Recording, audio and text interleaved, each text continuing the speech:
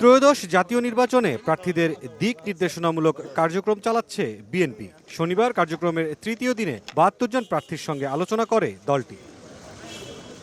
তৃতীয় দিনের কার্যক্রমের উদ্বোধনী শেষে দলের স্থায়ী কমিটির সদস্য আমির খসরু মাহমুদ চৌধুরী জানান, আগামী নির্বাচনে জনগণের কাছে দলের যে বার্তা দেয়া দরকার সেসব বিষয়ে আলোচনা হয়েছে।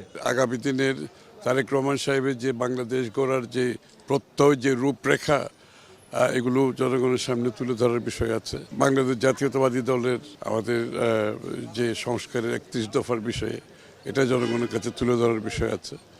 সার্বিকভাবে আমাদের দলের বিএনপি দল হিসাবে তারেক রহমান সাহেব এবং আমাদের আগামী নির্বাচনকে সামনে রেখে যে কথাগুলো বলার দরকার একটা গাইডলাইন দলের পক্ষ থেকে দেওয়া হচ্ছে। এদিকে দলের আরেক স্থায়ী কমিটির সদস্য সালাউদ্দিন আহমদ বলেন, তারেক রহমানের ফেরার দিনে লাখো জনতার সমাবেশ দেশের বিরুদ্ধে চলা সব ষড়যন্ত্র বিফল করার কঠিন বার্তা দেবে।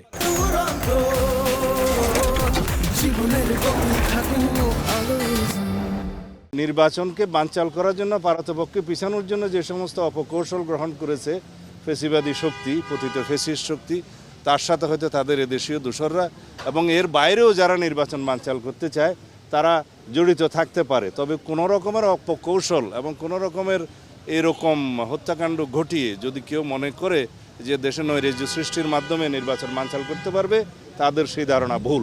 শনিবার দুপুরে বিএনপির ভারপ্রাপ্ত চেয়ারম্যান তারেক রহমানের স্বদেশ প্রত্যাবর্তন উপলক্ষে গোপীবাগে প্রস্তুতি সভার আয়োজন করা হয়। এতে যোগ দিয়ে দলের স্থায়ী কমিটির সদস্য মির্জা আব্বাস হুঁশিয়ারি দিয়ে বলেন, ষড়যন্ত্রকারীদের বিষয়ে বিএনপি হাত পা গুটিয়ে বসে থাকবে না, বরং উচিত জবাব দেবে। বিএনপি কখনো খুন, জখম, হত্যাকাণ্ড, মবের রাজনীতিতে বিশ্বাস করে না।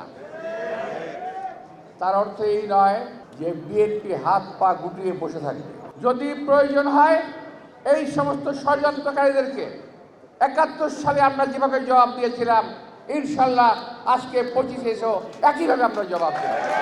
২৫ ডিসেম্বর যাতে কোনো বিশৃঙ্খলা না হয় সেদিকে নেতাকর্মীদের সচেতন থাকার আহ্বান জানান বিএনপি নেতারা। মুরসালিন হক জুনায়েদ, সময় সংবাদ, ঢাকা।